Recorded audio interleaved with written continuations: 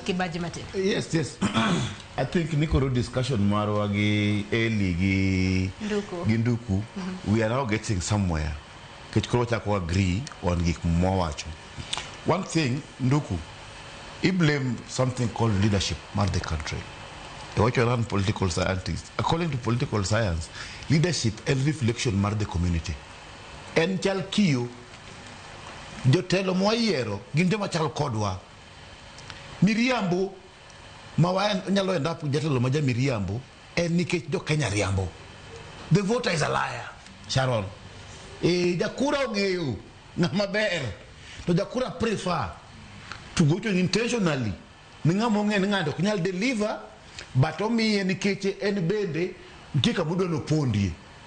We can decide no yer ngama corrupt. Nikech intention marwa, nika wase yero ngama corrupt chande, to wabe benefit from that corruption. Okunuwa kia gigi, they present themselves. Kolo leadership Nduku, you know very well, and you know. Niki woku gunja, to inge leaders ma gunja te, tinge maber, tinge maraj, inge gite, tinge maber nde thurwa. The year of probably the worst. Kuru kata manaka wa kinyu, or watch in 2027 or Golu William Ruto. The Kenyans will get a bigger idiot to govern us. So leadership is a reflection. You better matter to town, to Onge town, or Riambo, and we are comfortable with it. We are Riambo. Number two, free you cannot compare. You cannot compare na milungo ni kaka Kibaki no tiyo kaka William Ruto. Problem mar William Ruto and governance masani Sharon. Mostly it is expansion of information in the people. Governing through social media, okay, gi mayot. Kaka extrajudicial killings, not timre mangen, gimongiki and what have you, under Kibaki's watch. Secondly, Kibaki, watch mar one time, Makoro, watch Nukuru William, the one time. Kibaki no yombuga, the Gikmo attack got it, no yombe. No team attack, like no yombe 207, but you know, Tom Magalanya, Mangan Kabisa. In case you know, Tam Rewetelo, Kose yombe. Uhuru Kenyatta, Makoro Nuku watchoni. First time, no yombe. Bamanago wacho no yombi to Tam Rewetelo.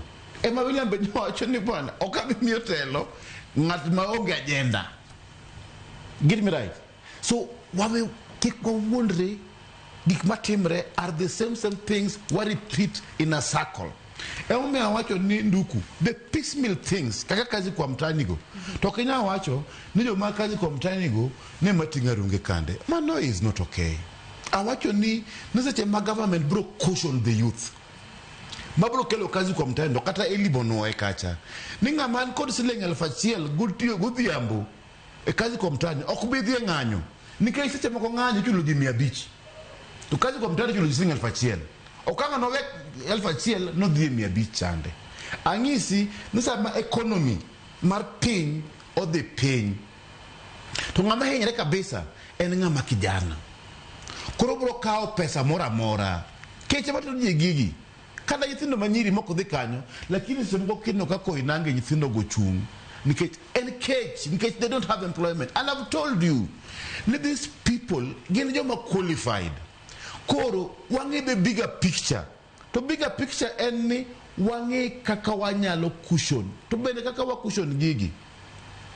En kaka watimo, dig milongo ni, mid-term solutions, long-term solutions, short-term solutions. Short-term solutions, what imango? It's what we social protection. In your part, what I dinga gazi mio ni record gimoro ni families ma vulnerable. Wabro you don't nigi 6 shilling alpha uchiel per month. Mondo gi cushion their systems. UN, United Nations, nigi a very serious agenda. Mag milungo ni social protection. Emomio, owacho ni miuruji affordable fertilizer, kelura affordable housing, kelura affordable kata gas cooker, mondo jobed caution, mondo lives magjogi, onyalo bedo sustainable. To ka koro ng'ato nyathine tho, nikech yath mar siling 100, yath mar siling 1000, it is not okay. To gigi timore, to okinya blame everything on one person, the chief executive of the society. For example, watch mar nyathi milongo Rex Masai. The part ma okwangi that case is in court.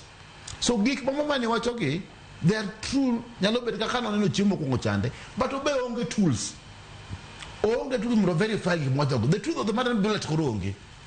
Don't know to go your picture. Yes. Yes, but again, you know, kaka kodo ku explain kama nago picture, was there a bullet? You know, gigo are being in this case get court. That case is in court. But you cannot interfere, get crucial evidence. Nuku an investigator. To nuku kanga doctor ni bullet mogo to already some over the court, that bullet has disappeared. Because kita no be protected from the word go. Issue my demonstration. Ingena debate ni the act of parliament mangane maruku nyochondiko. Problem mar katiba maro wa Sharon. En nisi jamani waketu katiba nini pokwa operationalize katiba. Operationalize katiba and for example, Gen Z's manene amwana gi take over power 25th of June by occupying parliament, for example. Ninegi invoke article 1 of the constitution. Ni when you fail no kibiro represent mabere gripping mi oro kande MP mi oro kodiyok mi represent kande, you can take power for yourself as a Kenyan citizen. But the problem mantiere the article 1, it is not operationalized. How does it happen? The how ne no kobedo answered no mabere. Lastly, issue my demonstration. Article 37 of the constitution. Bende pokobedo operationalized. Wa onge kaka wa regulate the demonstrations. Mommy earlier wacho demonstration can be peaceful. Early demonstration wangio periodically. How many demonstrations most of them are peaceful? And nikech wa onge gi acts of parliament ma regulate kaka wa demonstration. For example, I wish somebody like Sakaja could have listened and said, Nibwana, king into demonstration. Agakanu walk parking lot obedo earmarked for the demonstrators. Harambe Avenue, Iloro, no use of cars for the demonstrators. Taifa Road, Oloro, if it is regulated like that, and we even have the time, demonstrations, kind memorandum, Gidwechiwe Kanye, no Dwechiwe Vigilant House, for example. Memorandum about Parliament, for example. Kudwechiwe Parliament, Nakawamiu access Mar Parliament Road. We must put police. That is the only place this is going to happen. Issue strikes doctors and what have you. Giving a specific memorandum. They want to give the memorandum to the CS Health. The CS Health is seated at Afia House, my upper hill. So okay, we doctors dikure a town. Give the upper hill to get you ogino, to get you to receive the address to because an organized group. But amorphous groups kakakoromwan gomar jenzini. Although nduku I invite to any agreement, any document. Abro kelo ni PDF and some nik matem regi social movements. All of them the system leadership structure. Sometimes dealing with them is very difficult. So what the government does, any term they implement, if it is implemented, most of the time you don't even have to check the leadership. For example, Monduku explained Kai, Nijok Monego Yogi, police Mondomaki, Nianakapono Mak police Monego Mak Masai. To that family become Rex Masai. Don't joke a bit more, couple of abductions. Kakanduku Wachogi. They held all of them. Kata Wachmar and Wachmar Abatojuam. Or said the Jokos been identified, they're being charged of murder. You see, halfway this case is solved. The pain of that family, somebody has been charged with murder. So Samagino Timore, Karase Kalo be responsible, but Timo the right thing sometimes, so you don't even have to look for leadership Magajogi. Mikechigi make Agido Aragia agitate for has been done. Nduku agitate for new constitution. When we got Nikoro Wairo New Constitution 2010, a lot of people, although people died, they might not for Nengen. But the fact that Nikoro Wairo Akatiba may represent the larger majority. Katiba Machonta not represent Jumangen. Can you address problems, Masani?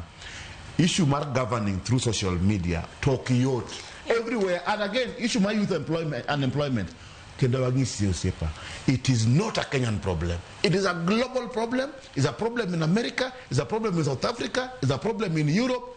Youth unemployment, the problem, the economic crisis, one national crisis, we have to declare youth unemployment, the national crisis, to bring in even the corporate and the private sectors. Near Safaricom, Kaunwa internship, Jimoko Jiel Fareo. ng'anene ng'ama tiyo kata Unilever ube kaunwa jomoko because gimwadil go kae en ni wadigi crisis mok mar business people man Nairobi, for example, might lose millions of shillings, should also come into these stakeholder meetings. No one say lose millions of shillings because of Nyethindogi Kagibre demonstration. Watch Mangane, watch Mar July and peak ma tourism. Kataki where July peak ma tourism. Not was spent almost the country has spent almost 50 billion, not 50, around 20 billion. Get Ulinzi Stadium or again Atalanta Stadium, also Kasarani. Because we are gearing up for Sekafa, Chad Mabiro on August. Such a magigi dimbel, the Muslim dimbel. Iburo Kajo Chan cannot be put go watch Kaka crisis Monday the Kenya. We don't think an imperial logo can. We lose that money. Issue ma tourism. Such a America say Oro. America is at war with Iran and what have you and Gamati Branyaka Israel. Samanga say what on the Muslim Makanya go bendeg Euro alert. Jokade cancel and more people will lose jobs. Kini kawa demonstration. Onego bedno commemorate, for example, how do we commemorate? 20th of Mashujaa Day, Sharon. Wa commemorate ga Mashujaa Day. Waparo jok manene lives maggi otho nikech negi fight for our liberation. Donge. So we cannot go killing more people no waparo joka. Korokini kapon gino bro disorganized. Kendo mean another 10 or 20 or 3 or 2 or lose their lives. Man of commemoration. Nyalebe de watch moro malita hinya to bene ko ten record ne kaparo no loktanga bene kiwacho ni ko ten record